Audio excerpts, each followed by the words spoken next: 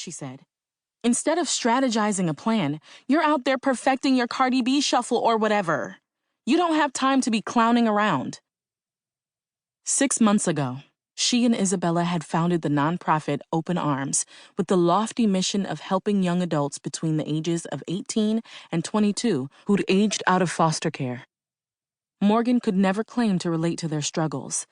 With a father who was an A-list actor, she'd been fortunate to grow up with more than enough, but her heart went out to every one of those kids.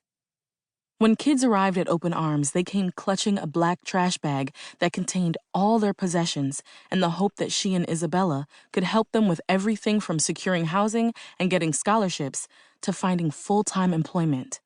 Unfortunately, the demand for assistance was greater than what Open Arms could fulfill. But Morgan was hopeful that within a year, their foundation could accommodate at least 100 clients. Right now, they could comfortably only take in 20. Which was why obtaining the 40,000 square foot Hollywood mixed-use building was so important to her and Isabella. That prime piece of real estate was in the perfect location. That was the good news. The bad news, they were competing with several other investors who also wanted the property. "Are you even ready to meet with Mr. Kellner?" Isabella asked. Jeffrey Kellner was the eccentric billionaire owner of the property, as well as an old family friend of Morgan's father. She hoped that relationship would give her an advantage.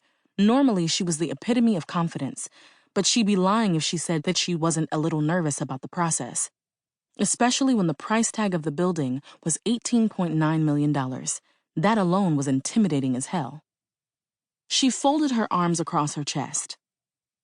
"I'm as ready as I'll ever be. Besides, what's there to get ready for? It's just an informational meeting. I've done all I can do at this point.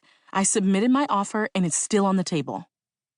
Buying commercial property was new for Morgan, and according to her brother Carter, a venture capitalist, the process Kellner was putting her through was a bit unusual. Carter planned to attend the meeting with her to find out what else she needed to do to get her offer accepted, and that's what Morgan told Isabella.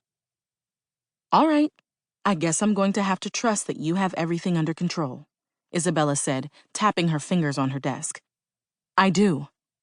Now, can you help me figure out how to load a TikTok dance?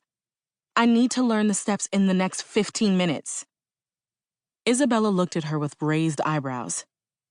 "And you're planning to dance in that?" She pointed at Morgan's black Dolce & Gabbana pantsuit. Morgan stared down at the outfit that molded to her body like a second skin. The fitted jacket with peak lapels and classy eyelet detailing on the sides screamed sophistication and style. She looked professional and like she meant business. "I don't have time to change into workout clothes, so I'm going to have to dance in this."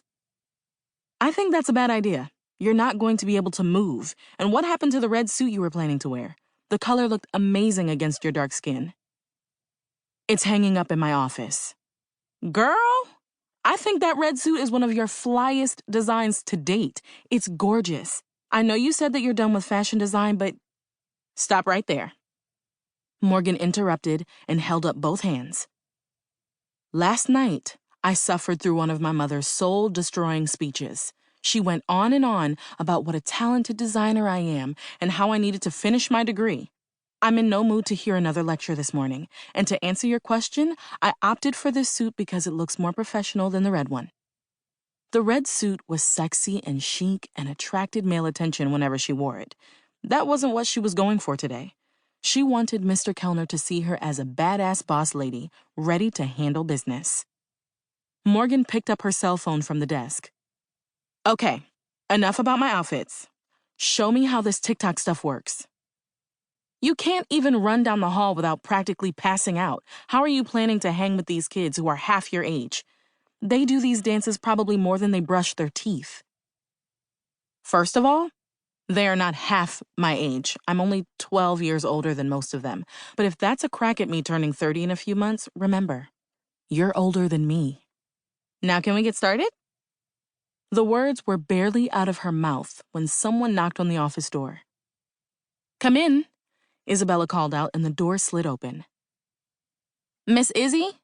Have you seen—" "Oh, Miss Morgan, you're the person we're looking for." Melody, one of their